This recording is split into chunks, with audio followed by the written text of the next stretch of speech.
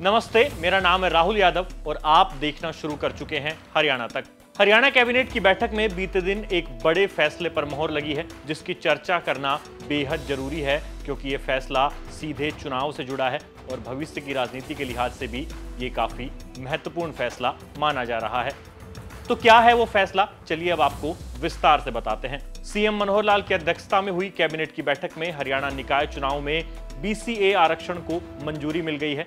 प्रदेश सरकार द्वारा हाल ही में गठित हरियाणा पिछड़ा वर्ग आयोग की रिपोर्ट के बाद खट्टर सरकार ने यह फैसला लिया है, जिसके तहत अब निकाय चुनाव में मेयर और चेयरमैन के 8% पद बीसीए वर्ग के लिए आरक्षित होंगे।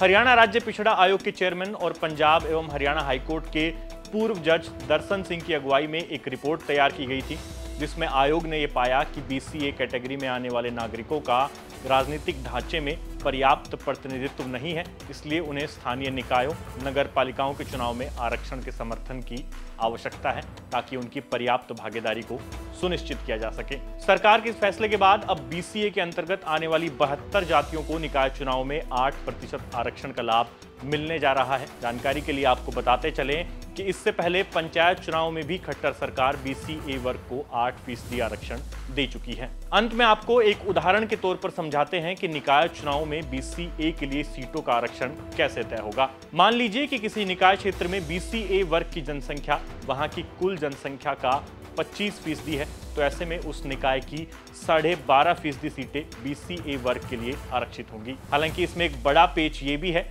कि अगर किसी निकाय क्षेत्र में एससी यानी शेड्यूल्ड कास्ट की जनसंख्या 50% या उससे अधिक है, तो ऐसे में बीसीए को वहां आरक्षण का लाभ नहीं मिलेगा, भले ही उनकी जनसंख्या वहां कितनी भी हो।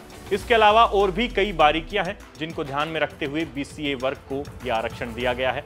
कुल मिलाकर ये कहा जा सकता है कि प्रदेश सरकार ने बीसीए के लिए जो 8% आरक्षण वाला फॉर्मूला पंचायत चुनाव में लागू किया था, उसको अब निकाय चुनाव में भी लागू कर दिया गया है। उधर राजनीतिक विश्लेषक प्रदेश सरकार के इस फैसले को पिछड़ा वर्ग का वोट बटोरने का दाव बता रहे हैं, क्योंकि भाजपा का शहरी क्षेत्रों में मजबूत वोट बैंक माना जाता है। लिहाजा बीजेपी अब शहरी क्षेत्रों में भी 8% आरक्षण देकर आने वाले निकाय चुनाव में अच्छा प्रदर्शन करके अपने पक्ष में माहौल बनाना चाहती है। इसको आप ऐसे भी समझ सकते हैं कि प्रदेश में लगभग 44% आबादी पिछड़ा वर्ग की है, जिसमें कुल 78 जातियां हैं।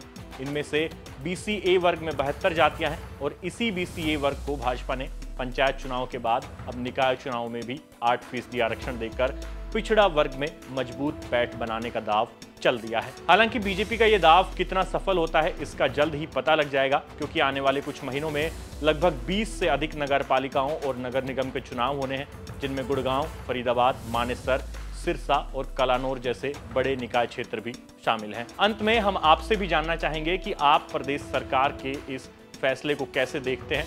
हमें कमेंट में अपनी राय जरूर दें और साथ ही हमारे चैनल को सब्सक्राइब कर लीजिए ताकि प्रदेश की हर छोटी बड़ी खबर आप तक पहुंचती रहे।